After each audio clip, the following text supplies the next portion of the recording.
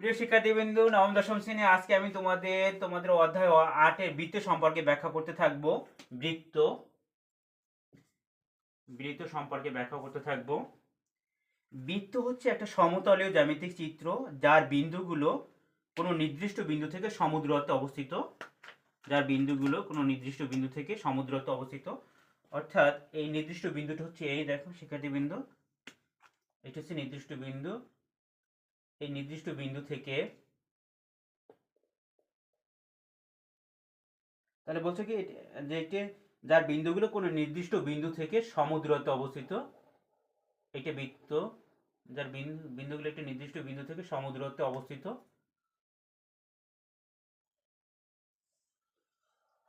অর্থাৎ শিক্ষার্থীবৃন্দ, তাহলে যার বিন্দুগুলো কোনো নির্দিষ্ট বিন্দু, সেই নির্দিষ্ট বিন্দু হচ্ছে এই বিন্দু থেকে সমদূরত্বে অবস্থিত। অর্থাৎ এই বিন্দু থেকে এই বিন্দু দূরত্ব, এই বিন্দু দূরত্ব, এই বিন্দু থেকে এই বিন্দু দূরত্ব, এই বিন্দু থেকে এই বিন্দু দূরত্ব, এই বিন্দু থেকে এই বিন্দু দূরত্ব সমদূরত্বে অবস্থিত। কিন্তু আর নির্দিষ্ট বিন্দুটি হচ্ছে বৃত্তের কেন্দ্র। এই বিন্দুটি হচ্ছে বৃত্তের কেন্দ্র। কিন্তু এই যে বৃত্তটা আমরা এঁকেছি, এই বৃত্তটির কেন্দ্র কিন্তু নির্দিষ্ট বিন্দু থেকে সমদূরত্ব বজায় রেখে, এই নির্দিষ্ট বিন্দু থেকে সমদূরত্ব, এই যে সমদূরত্ব বজায় রেখে কোনো বিন্দু থেকে কোনো বিন্দু যে আবদ্ধ পথ চিত্রিত করে। একটা বিন্দু দেখে, এই বিন্দুটি এই নির্দিষ্ট বিন্দু থেকে নির্দিষ্ট সমদূরত্ব বজায় রেখে, এই সমদূরত্ব অর্থাৎ এই বিন্দু থেকে কিন্তু সমদূরত্ব বজায় রেখে কোনো বিন্দু যে আবদ্ধ পথ, একটা আবদ্ধ এই যে পথটা, এটা কিন্তু একটা আবদ্ধ পথ। এই আবদ্ধ পথ কিন্তু চিত্রিত করে, তাই হচ্ছে বৃত্ত। কেন্দ্র থেকে বৃত্তস্থ, এইটা হচ্ছে কেন্দ্র। এই কেন্দ্র থেকে এইগুলো হচ্ছে বৃত্তস্থ বিন্দু। এই বিন্দুগুলো হচ্ছে বৃত্তস্থ বিন্দু।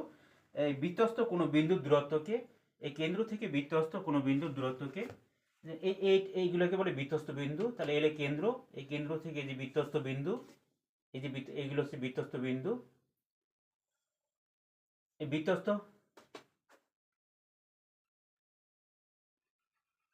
শিক্ষার্থী বিন্দু, তাহলে এই এলে বৃত্তস্থ বিন্দু, আর এই হলো আমাদের কেন্দ্র বৃত্তের।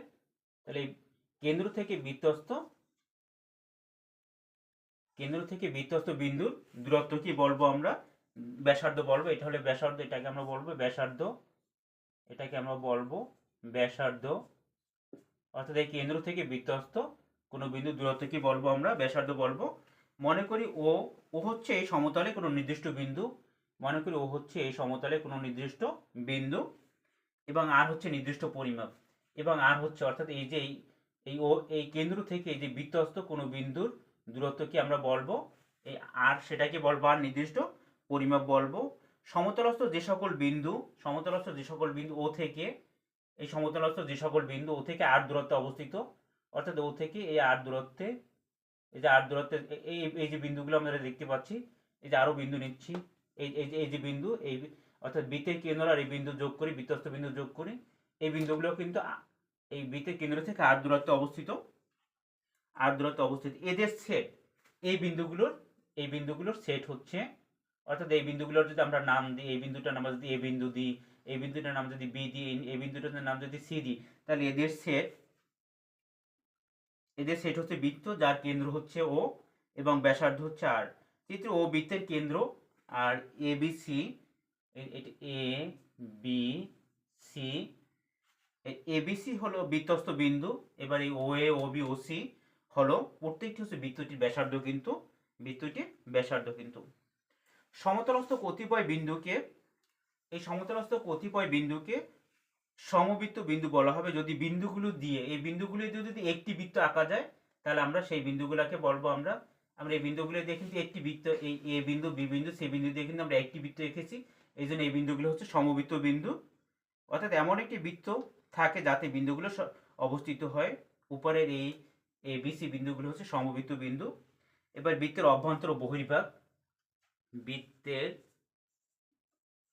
বৃত্তের অভ্যন্তর অভ্যন্তর অভ্যন্তরেও বহির্ভাগ, বহির্ভাগ, বৃত্তের অভ্যন্তর ও বহির্ভাগ। যদি কোনো বৃত্তের কেন্দ্র, তোমাদের গণিত বইয়ের কিন্তু 152 পৃষ্ঠা আমি ব্যাখ্যা করতেছি, 152 পৃষ্ঠা কিন্তু, অর্থাৎ বৃত্তের 152 পৃষ্ঠা আমি ব্যাখ্যা করতেছি কিন্তু 152 পৃষ্ঠা যে বৃত্তের অভ্যন্তর বহির্ভাগ আছে, যদি কোনো বৃত্তের কেন্দ্র ও এবং ব্যাসার্ধ আর হয়, তবে ও থেকে সমতলে যে সকল বিন্দুর দূরত্ব আর এর চেয়ে কম, সমতলের যে সকল বিন্দুর দূরত্ব আর এর চেয়ে কম, এদের সেটকে আমরা বৃত্তের অভ্যন্তর বলবো। আবারও বলছি যে কোনো বৃত্তের কেন্দ্র ও এবং ব্যাসার্ধ হচ্ছে আর হয়, তবে ও থেকে সমতলের যে সকল বিন্দুর দূরত্ব আর এর চেয়ে কম। যেমন আমরা দেখতে পাচ্ছি যে এই যে বিন্দুগুলো, এই যে আমি বিন্দুগুলো নিচ্ছি, এই যে বিন্দুগুলো, এই বিন্দুগুলোর দূরত্ব কিন্তু আর এর চেয়ে কম, অর্থাৎ আর এর দূরত্ব হচ্ছে এই বিন্দু থেকে এই যে বিন্দুগুলো, এই বিন্দুর দূরত্ব হচ্ছে আর, কিন্তু তাহলে এই যে বিন্দুগুলো, এগুলো কিন্তু দূরত্ব হচ্ছে এই বৃত্তের কেন্দ্র থেকে আর এর চেয়ে কম। এদের সেটকে বলবো আমরা বৃত্তের অভ্যন্তর। এদের সেটকে আমরা বলবো বৃত্তের অভ্যন্তর। তাহলে আমি দেখাচ্ছি যে এই যে গাঢ় করা যে অংশটুকু আমি যে মার্কার দিয়ে দেখাচ্ছি, এইটাকে আমরা কিন্তু বৃত্তের অভ্যন্তর বলবো। এই যে আমরা এটাকে বলবো বৃত্তের অভ্যন্তর, এটাকে আমরা কি বলবো? বৃত্তের অভ্যন্তর বলবো কিন্তু।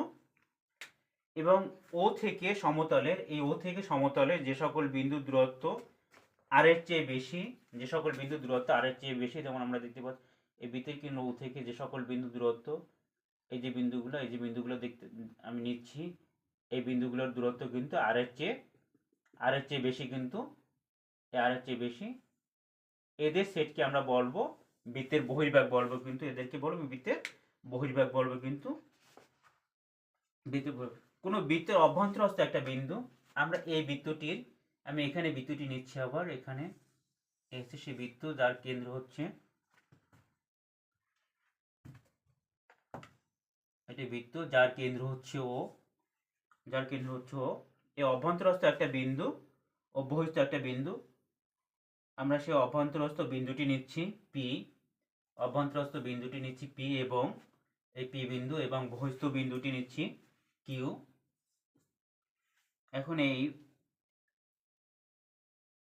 এখন আমরা এই অভ্যন্তরস্থ বিন্দু পি এবং বহিস্থ বিন্দু কিউ যোগ করি। যোগ করলে যে আমরা রেখাটি পাচ্ছি, এই রেখাটি কি করছে? বৃত্তের যেটা কি করছে, বৃত্তটিকে কেবল আর বিন্দুতে সেট করে। কেবল কি বিন্দুতে সেট করে? বৃত্তটিকে কিন্তু কেবল আর বিন্দুতে সেট করে কিন্তু। এবার বৃত্তের জ্যা ও ব্যাস, আমরা বৃত্তের পরিধির যে কোনো দুইটা বিন্দু যদি যোগ করি, যেমন এখানে আমি দুইটা বিন্দু, এই বৃত্তের পরিধির যে কোনো দুইটি বিন্দু, এই একটা বিন্দু এ আর এই একটি বিন্দু বি, এই বৃত্তের পরিধির আমরা যে কোনো দুইটা বিন্দু যদি যোগ করি, যোগ করলে যে সরলরেখাটা পাই আমরা, সেটাকে জ্যা বলা হয় কিন্তু।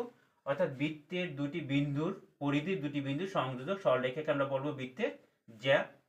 এই জ্যাটা যদি, অর্থাৎ বৃত্তের পরিধির যে কোনো দুটি বিন্দুর সংযোজক সরলরেখাকে বলা হয় জ্যা। এই জ্যাটা যদি বৃত্তের কেন্দ্র দিয়ে যায়, এটা বৃত্তের কেন্দ্র দিয়ে যায়, অর্থাৎ এখানে ডিই জ্যাটা কিন্তু বৃত্তের কেন্দ্র দিয়ে গেছে। তাহলে যে জ্যাটি বৃত্তের কেন্দ্র দিয়ে যাবে সেটাকে আমরা ব্যাস বলবো। তাহলে এবি হচ্ছে জ্যা, আর ডিও হচ্ছে জ্যা, ডিও জ্যা, কিন্তু এই জ্যাটি কেন্দ্র দিয়ে যাওয়ার কারণে এটাকে ব্যাস বলে। তাহলে যে জ্যাটি বৃত্তের কেন্দ্র দিয়ে যায় সেটাকে আমরা বলবো ব্যাস বলবো কিন্তু। তো ডি হলো ব্যাস, আর এবি হচ্ছে জ্যা কিন্তু।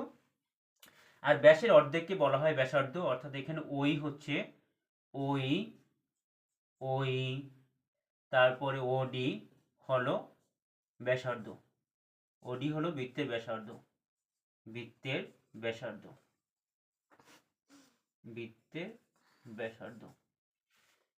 ধন্যবাদ শিক্ষার্থী, আজ এই পর্যন্তই। আমার চ্যানেলটি সাবস্ক্রাইব করতে কিন্তু তোমরা ভুলবে না।